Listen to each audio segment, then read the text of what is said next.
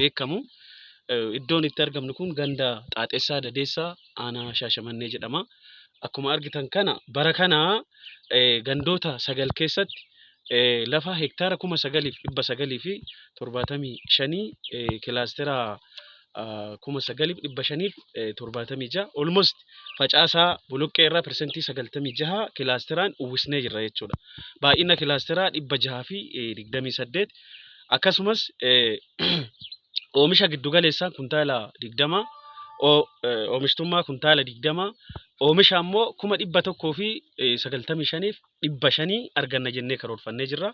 Kana keessa ammoo naannoo toonii 19,000 olii gabaa biyya alaatti ergina jennee akkasitti kan hojjechaa jirru jechuudha. Sadarkaan oomishni keenya irra jirullee sadarkaa kana fakkaata bara kana egaa waan amma argaa jirruun waan fooyyeedha kan argaa jirru. Galmoota mootummaan kenna pilaarota seektara qonnaa arfan keessaa tokko alergee guddisuu fi ka'alaa garuu xiqqeessuudha waan ta'eef naannoo kanatti waan lamaan hojiirra oolchinee jirra jechuudha. Alergee keenya guddisuu akkasumas ammoo kan alaa galu xiqqeessuu kan jedhu kana qabatamaan hojiirra oolchinee jirra jechuudha.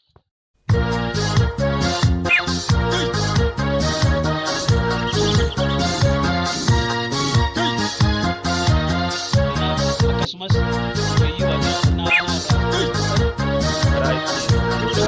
biyya alaa argannu keessaa isa tokko. Dinagdee biyya kana ni utubna. Akkuma duratti obboleessi kiyya kaase qonni galma ittiin hojjetutu jira. Galmoota isaa keessaa tokko ekspoortii gochuu fi impoortii sabistituus gochuudha. Kanaaf ekspoortii keessaa inni tokko immoo boloqqee kana. Boloqqeen kun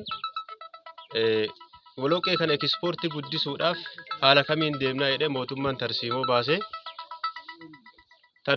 tarsiimoo baasee tarsiimoon kun karaa kamiin milkaa'aa kan jedhu qonnaan bulaa paakeejii guutuudhaan haa facaasu yoo jennu qonnaan bultoota paakeejii guutuudhaan facaasuu hin dandeenyee fi dhaabbilee paakeejii guutuudhaan facaasuu danda'an kana dhaabbata ekspoortii godhu kana walitti hidhee oomishtummaa biyya keenya guddisuudhaaf tooftaa kana fayyadamee oomishni keenya karaa amma argitan kanaan bareedee ga'ee ekspoortiidhaaf akka qophaa'uuf kun tarsiimoo mootummaa keessaa isa tokko. Qonnaan bulaanis karaa hin miidhamneen ekspoortiin keenyas karaa ol ka'uu danda'uun karaa kanaan walitti fide. Kanaaf oomishni kun immoo siistemni kun cimee itti fufuu qaba.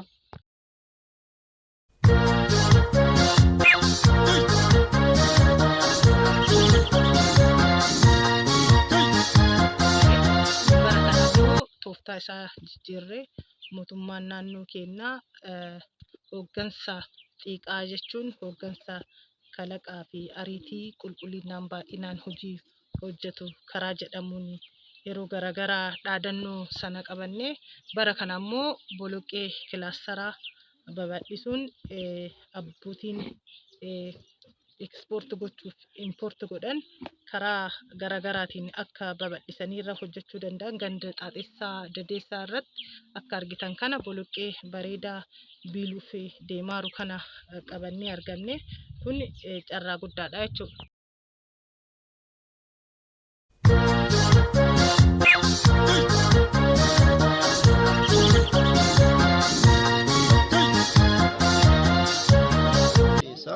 Qonnaan bulaan kun ammoo gaafa midhaan oomishni isaa gahee jedhe kuntaaluma tokko san qofa dhaabbata kanaaf deebisaa jechuudha. Gaafa oomishni gahee jedhes gatiin inni gurguratuun gatii biyyaa irraa ilaallamee persentii 10 dabalateet qonnaan bulaan kan gurguratu jechuudha dhaabbata kanaaf.